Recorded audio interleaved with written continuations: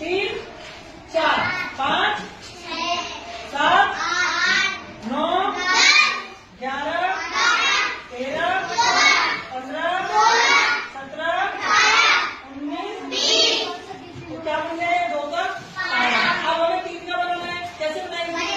देखो नहीं 1 2 3 4 5 7 8 10 11 13 14 16 17 19 20 22 23 25 26 28 29 तो ये बन गया आपका 3 का 12 3 का 3 3 का 6 3 का 9 3 का 12 3 का 15 3 का 18 3 का 19 3 का 27 3 का 30।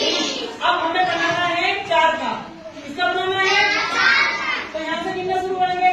1 2 3 4 5 6 7 8 9 10 11 13 14 15 17 18 19 21 22 23 25 26 27 बाद में 29 30 31 33 34 35 37 38 39 सवाल 40। कितना हो गया? ये कितना का 12 हो गया?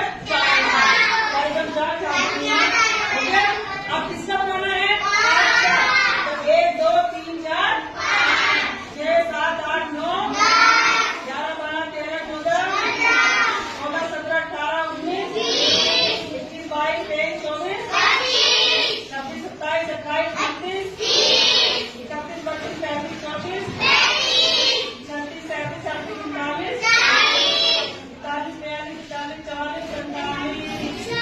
40 अगर आप लिख लो उसको आप याद भी कर लोगे। तो 6 का 12 कैसे बनाएंगे? वासु बनाएगा। आइए वासु 6 का 12 बनाए ऐसे जैसे सामने